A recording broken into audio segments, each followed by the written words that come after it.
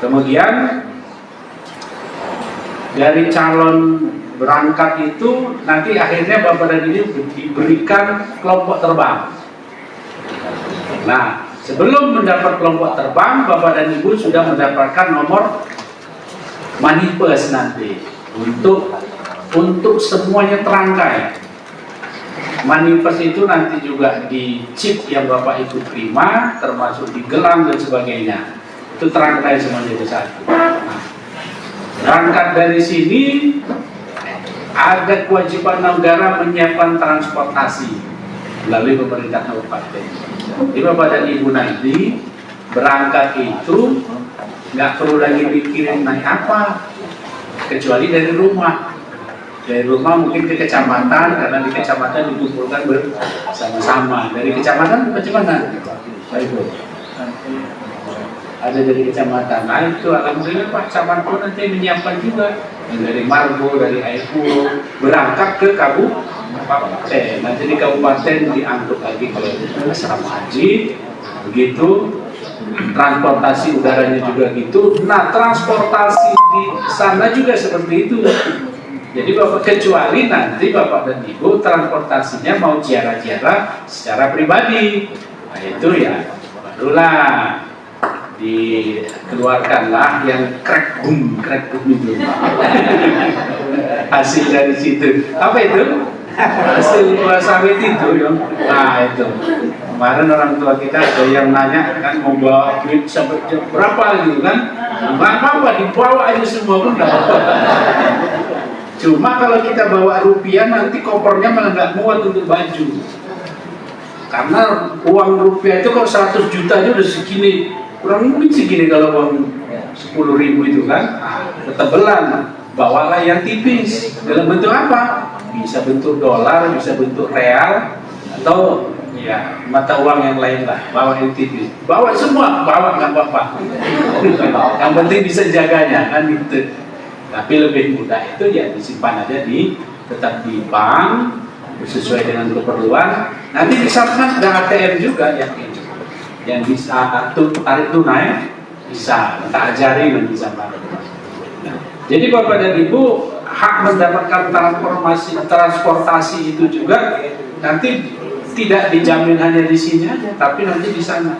Dari Madinah, kalaupun kita nanti insya Allah di gelombang 1 dari Madinah ke Makkah itu, ya kita nggak bayar apa-apa juga, tetap diangkut oleh negara yang menyiapkan, tapi kerajaan Arab Saudi transportasi kita hanya mesen-mesennya aja. Baru sebaliknya kalau kita nanti di gelombang kedua di Makkah, selesai dari Mekah mau ke Madinah lagi, ya diangkat juga oleh transportasi yang sudah disiapkan. Jadi kita itu sebetulnya turis lah itu kira-kira, tapi turis dalam rangka beribadah. Nah oleh karena itu para orang tua kami bahwa itu semua adalah hak kecuali tadi itu untuk kepentingan ziarah-ziarah yang bersifat pribadi. Kan ada yang kepengen nanti mengunjungi di sana, nah itu ya kebun kurma misalnya kan, mana sih kebun kurma itu, atau nanti mau mengunjungi tempat-tempat bersejarah lain lah. Kalau pakai ini saya pakai Jabal Mahne. Tapi kalau yang tua-tua janganlah manjat-manjat kali ya. Jangan manjat-manjat kali nanti. Kasihan. Walaupun Bapak dan Ibu ini itu tadi negara memberikan perlindungan juga. Nanti di sini ada perlindungan jiwa juga. Tapi jangan karena ada perlindungan, orang dilindungi aja kok. Hantam-hantam aja gitu. Jangan. Di sini kan ada mantan Pak Camat ya. Mantan Pak Camat bawa mantan juga nanti. Mantan pacar. Jadi Pak mantan ini bawa mantan nanti ya, sama ibu ya. Pak mantan kecil ini bawa mantan juga. Mantan juga ya. Jadi mantan bawa mantan. Ini biasanya kalau udah mantan kan udah cukup capek ini. Jangan banyak kali manjat-manjat gitu maksud saya kan. Nah itu. Cuma kalau yang masih landaian boleh. Nah itu terkait dengan transportasi. Nah meskipun transportasinya itu tidak semuanya kebutuhan kita itu terpenuhi. Tentu ada hal-hal tertentu yang memang ya apalah nanti bagaimana Makkah kekinian itu ada narasumbernya kan? Itu ada apa yang terjadi yang terakhir yang paling nggak tahun lalu berangkat, nah itu Pak Ibrahim pun tahu itu ada materi Makkah dan Madinah kekinian gitu ada itu, sehingga Bapak dan Ibu bisa punya gambaran orang tua kami nanti kondisi terakhir waktu itu tahun lalu seperti apa. Tapi saya yakin orang tua kami katanya baru pulang umroh ini, paling nggak ada yang 2-3 bulan yang lalu, jangan-jangan ada yang Syawal semalam pun di umroh ini. Di Mekah ada enggak ya hari rayaan di Mekah enggak ya?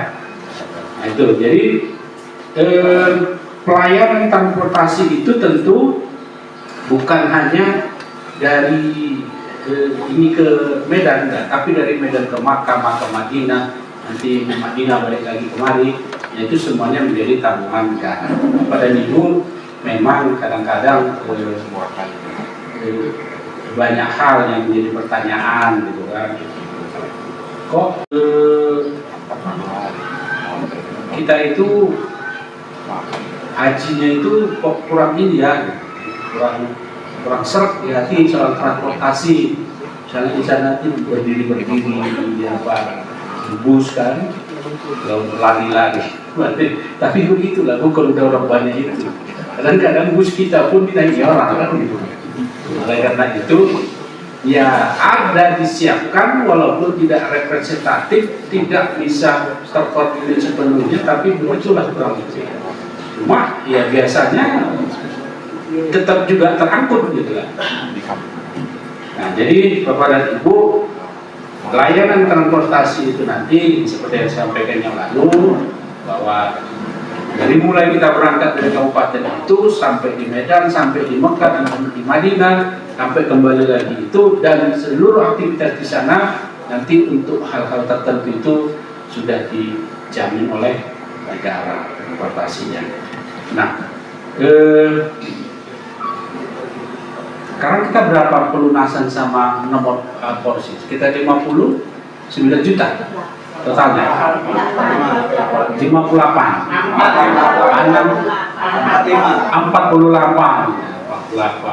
Padahal Bapak Ibu biaya haji itu BPIH itu sampai 90 juta.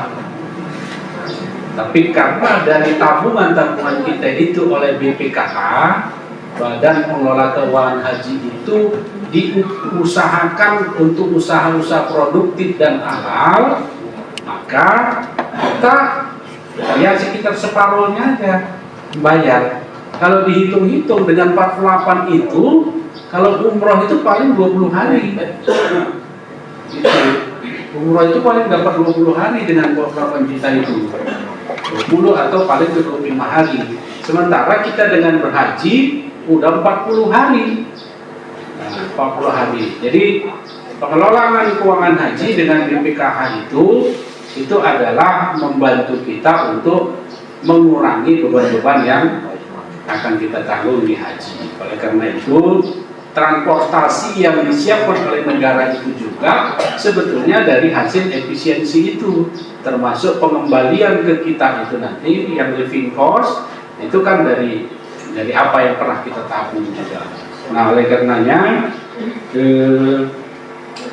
bahwa hak para jamaah itu tetap menjadi perhatian pemerintah itu benar, termasuk hak mendapatkan pelayanan, baik pelayanan di tanah air maupun pelayanan di Arab sana, baik di Makkah maupun di Madinah. Pelayanan apa? Pelayanan kesehatan, pelayanan akomodasi, pelayanan konsumsi, pelayanan konsultasi, itu semua mendapatkan pelayanan-pelayanan dari negara. Meskipun Bapak dan Ibu sebetulnya tadi kata Pak Kuat tadi dalam undang-undang itu bahwa kita itu diharapkan kepada haji yang mandiri. Namun demikian, meskipun kita lihat menjadi haji yang mandiri, tapi negara tidak pernah melepaskan kita untuk tetap mendampingi di sana, baik dari tanah air selama di sana dan sampai kembali ke tanah air. Kita tentu berharap bahwa apa yang menjadi tujuan negara itu juga menjadi tujuan kita, sama dia sendiri. Nah, oleh karena itu, ya nanti bakal tentu kita saling membantu dan saling memberikan ruang untuk diskusi. Untuk misalnya ya nanti Bapak dan Ibu punya karo dan karo. Ini kan kebijakan negara juga membentuk karo dan karo. Diskusi aja.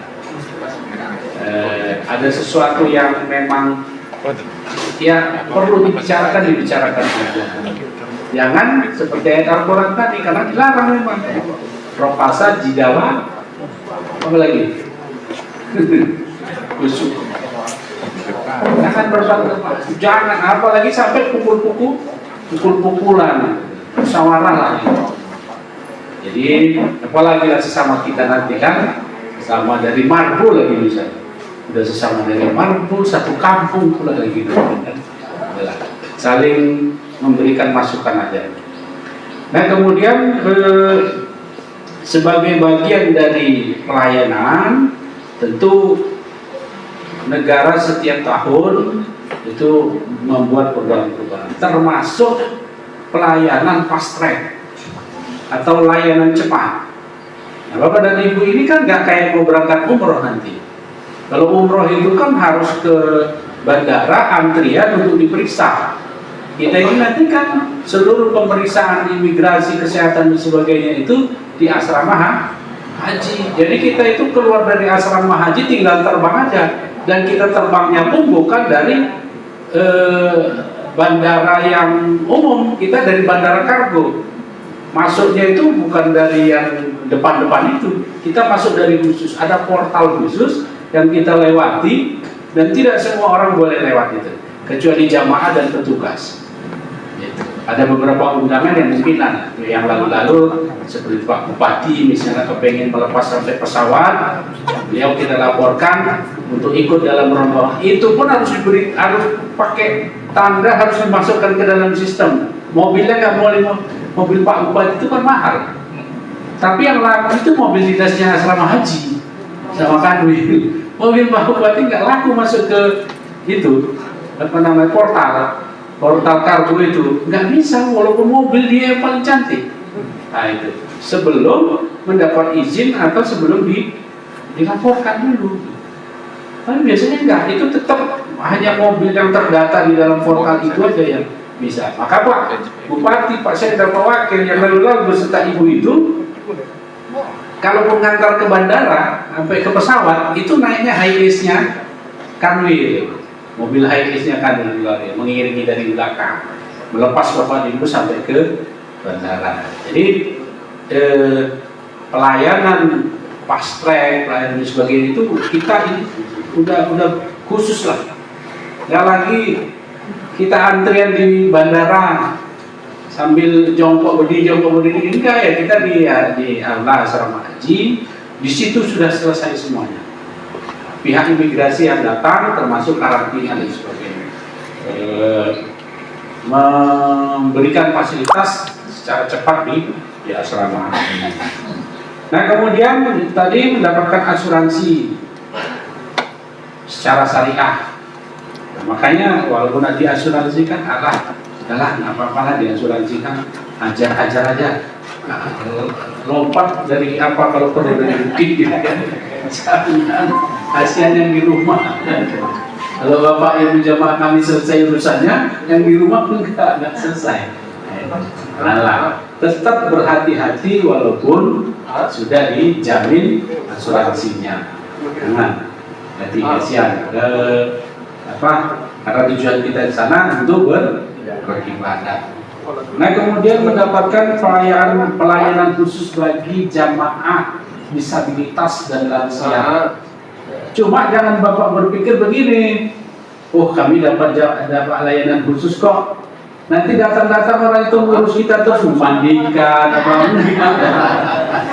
Ya, karena kita disabilitas lansia berharap datang memandikan, datang menggantikan baju kita, mendorong kita kemana-mana, enggak. Tapi untuk hal-hal tertentu, katakanlah di sana di Arafah ya, Pak Wah ya, itu. Nah kalau selebihnya ada juga yang dorong, tapi harus pakai real dorongnya. Jadi kalau mau ibu-ibu ini pun kalau malas jalan kaki nanti di sana, perlu yang dorong. Nggak ada banyak itu mahasiswa-mahasiswa itu kan dorong itu. Tapi itu tadi yang crack boom itu dibawa semua dari sini supaya cukup untuk biaya dorong. Apalagi kita tadi itu hobi melontar kan, melontar real itu, datang ke pokoknya dari mulai datang ke Mekah sampai pulang melontar aja tiap hari gitu. Nah itu senang itu toko-toko di sana. Nah, itu suka belanja bawa yang banyak-banyak. Nah itu harus butuh pertolongan yang ngangkat-ngangkat kan. Jadi artinya walaupun ada pelayanan khusus bagi jamaah lansia dan disabilitas, bukan berarti dia nungguin kita di kamar tiap saat, ya, gitu kan? Ya kalau yang di kamar bantu-bantuan lah sesama sekamar, atau kalau ada yang mendampingi kan, kalau yang lansia disabilitas itu kan boleh ada pendampingan kemarin, tapi kan ada syarat-syarat khusus itu yang mendampingi. Kalau yang nggak mendampingi, seandainya kita punya sesuatu agak-agak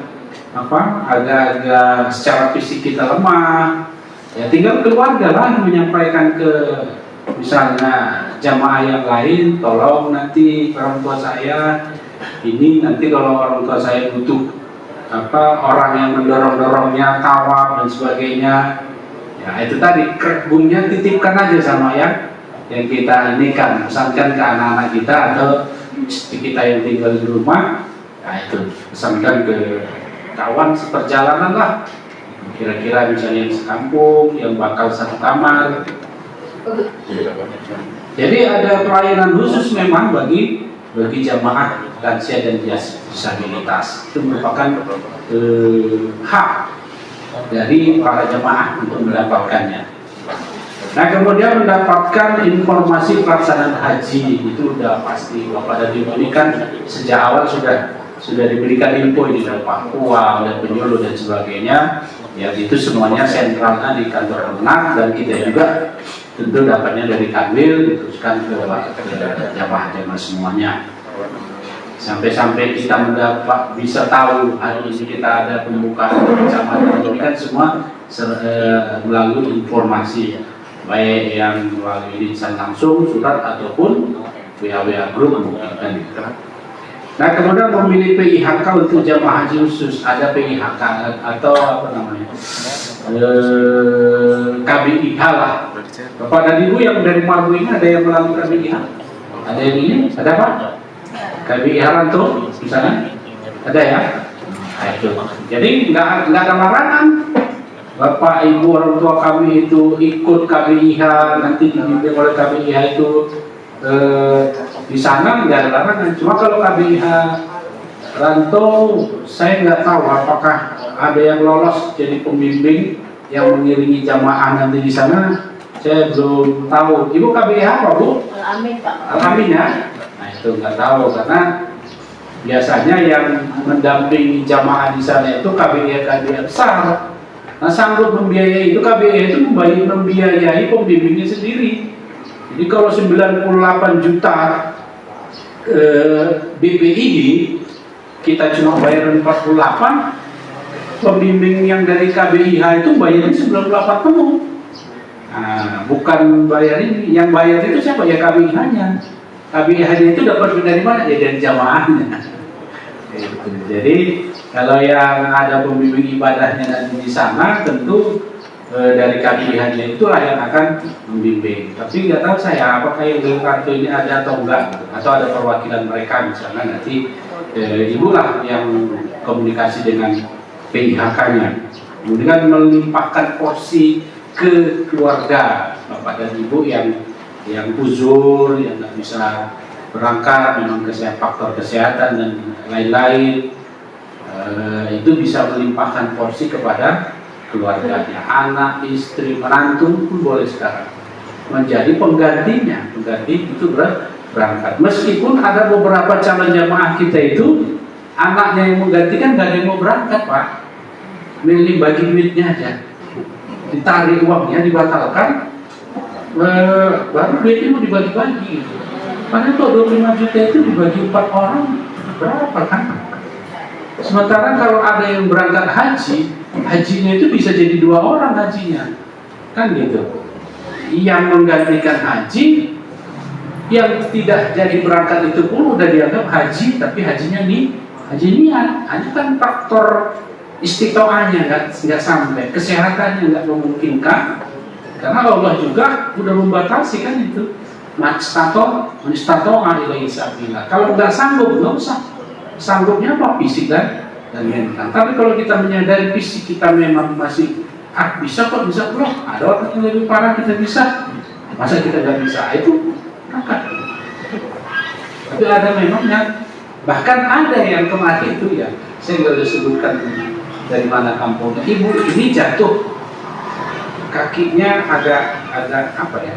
Ada cedera lah, dan agak susah berdiri. Tapi dia berangkatnya kira-kira porsinya 3 tahun yang akan datang.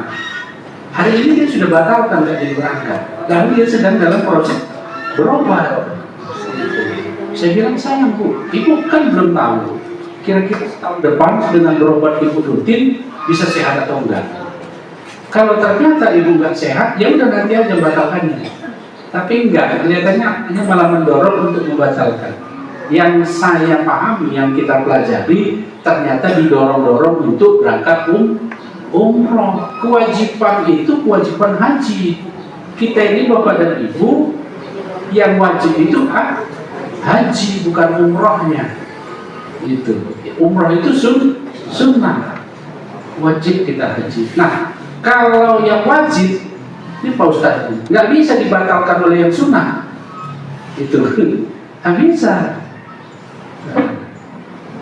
Jadi sepertinya anaknya mendorong narik uangnya itu supaya orang tuanya berangkat umroh. Kalau ada uang kita ya umroh, tapi hajinya jangan dibatalin. Itulah maksud kita begitu. Apalagi ibu itu kan sakitnya sekarang, berangkatnya kira-kira porsinya 3 tahun yang akan datang.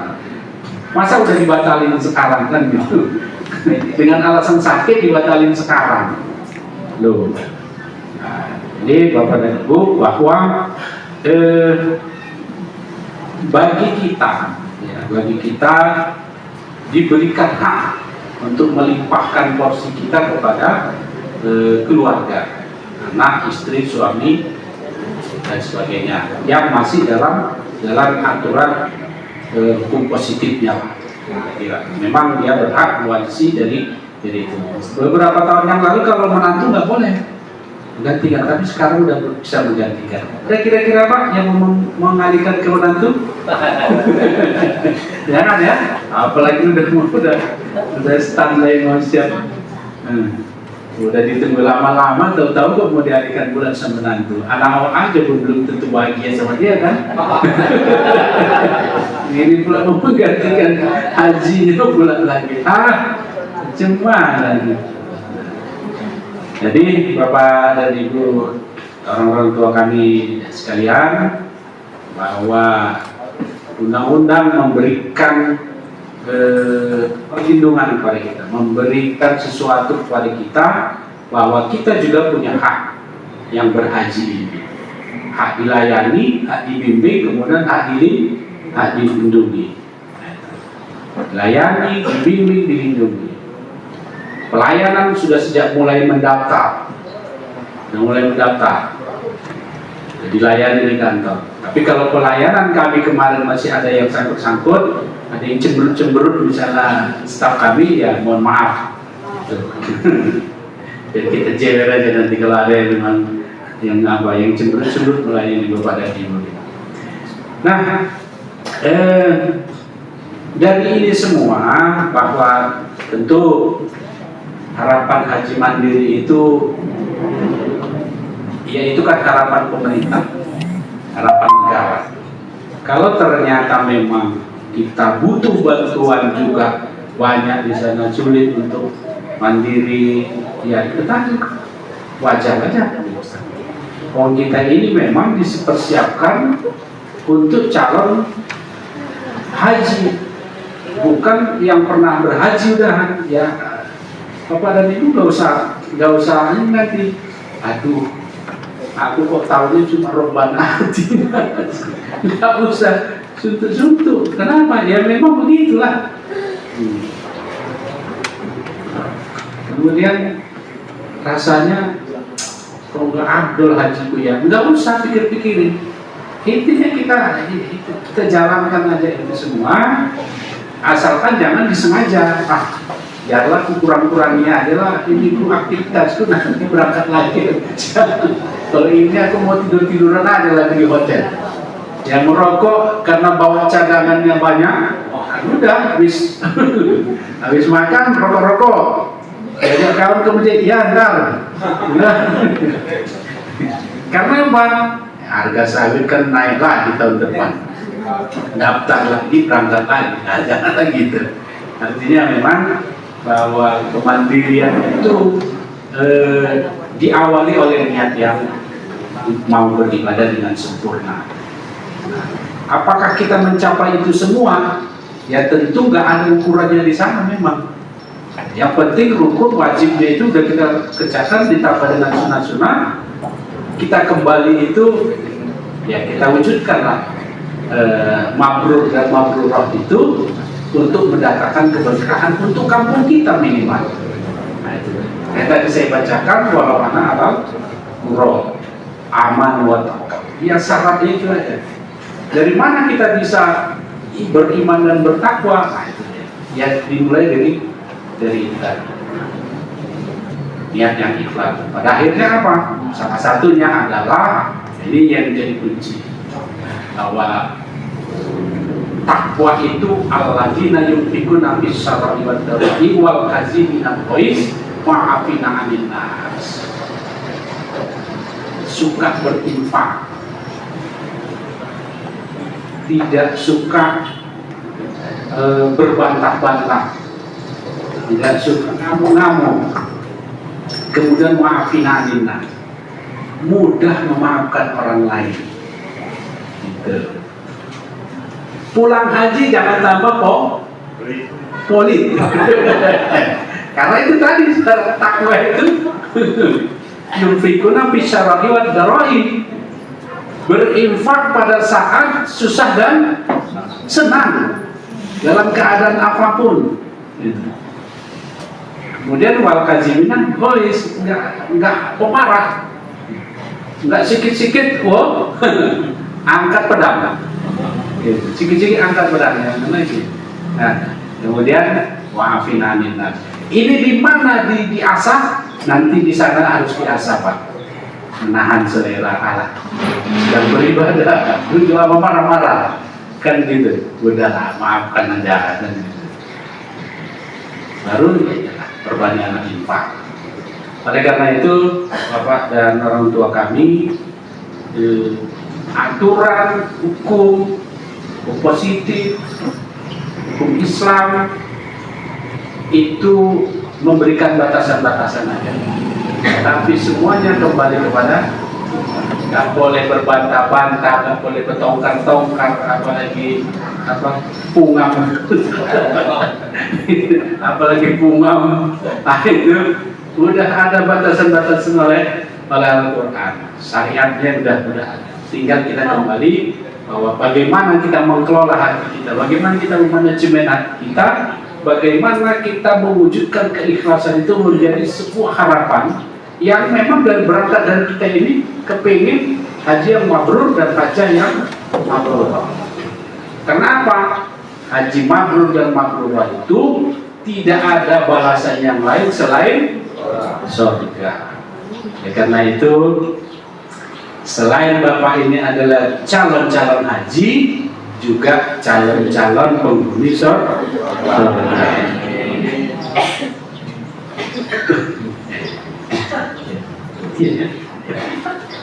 Ya, padahal memang itu.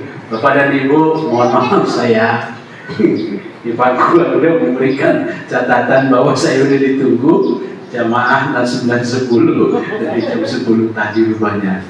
Oleh karena itu, mohon maaf atas penyampaian yang sangat singkat ini.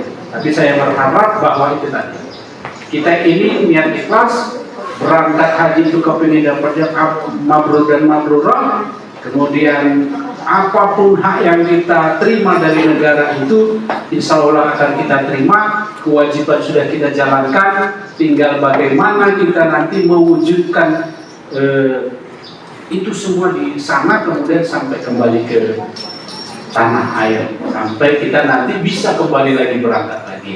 Mohon maaf sekali lagi, terima kasih orang tua kami, Pak Wan, mohon maaf, Hamdani, dari Eko, terima kasih sudah menyiapkan tempat untuk para jamaah, dan saya berdoa tentunya kita akan bisa dapat menyelesaikan manasik ini sampai akhir nanti, dan kita akan kembali bertemu di kantor Kementerian Agama insya Allah tanggal 22 April yang akan datang. Pada ulang kita mohon ampun. Assalamualaikum warahmatullahi wabarakatuh.